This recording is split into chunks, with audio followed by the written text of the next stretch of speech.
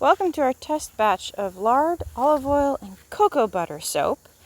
I'm actually doing this soap because I was given a jar of lard. We actually have no intention of making lard soaps regularly for sale or at all, because there are so many people who just don't buy them for various different reasons, either health reasons or religious reasons. Like, for example, it is my understanding that in the Muslim religion, you can't use anything with pork. They don't even want to touch it.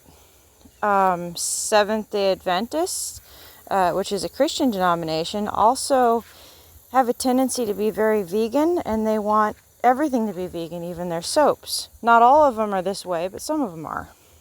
Then there's the animal rights activists, and like PETA, they don't want any animal to have had to have died or suffer to create the product. So a lot of them are okay with goat milk, so long as the goats are sustainably raised and handled well.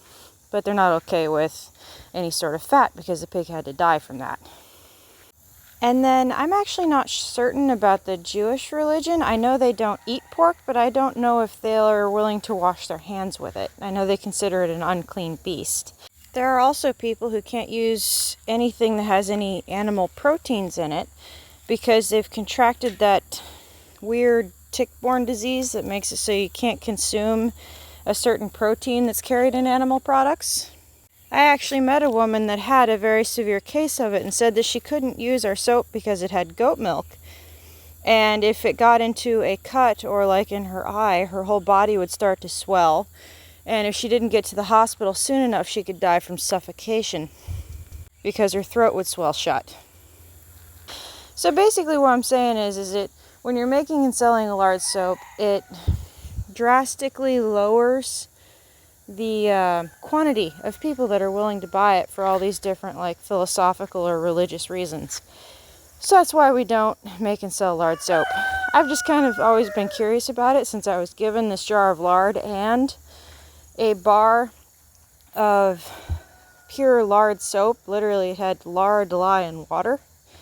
And I didn't really like it, but I've always been curious if you add a lot of olive oil if it would make it better. So here we go. Yeah, so my personal stance on pigs in general is that we had some when I was growing up and I loathed them. But that's about it. Okay, so this soap has just about as much solid oils as it does the liquid olive oil. And I've noticed in the past, when I've messed around with using some olive oil, is that the more olive oil you have, the harder it is for it to thicken. And it typically has a lower melting temperature. And it doesn't really suds as well, but lard makes a very hard bar and it suds pretty well. So I kind of thought this would be a fairly good mix, and I've had a lot of people want me to put more olive oil in the batch, which I've never really had luck with, but I figured this would be a good experiment. However, the darn thing ended up mixing for an hour and a half and never really came to a trace, but I feel like it saponified fairly well, regardless of not coming to a trace, which is thickening like pudding, because, well, it was the right color. You'll see it gets a lot lighter, which is typically what it looks like when it traces.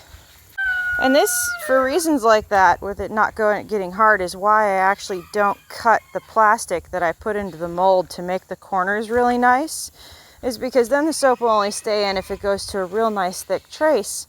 But that doesn't always happen. There are even some instances with the recipe that we've been making for, oh gosh, I don't know, somewhere around 9 years, where it doesn't trace well. And if we try to make the corners of the molds perfect with the plastic, it ends up just leaking all out and we lose all the soap. And I literally had no idea that putting blue mica into this soap, especially such a pretty blue, would make this soap green. I was always told that, you can't use the food coloring or the liquid dyes in goat milk soap because the goat milk messes with the color and you don't get the same color you think you're putting in. But I was told that mica stays true to its color. you would have to put so much mica in there to make it blue. It would be ridiculous. I would have had to probably dump the whole bottle into this tiny little batch that's only going to make like 9 or 10 bars. It was ridiculous.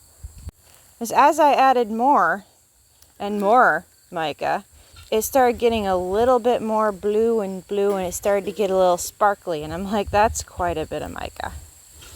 And also, on a side note, a lot of people confuse talc, which a lot of people don't use anymore, with mica.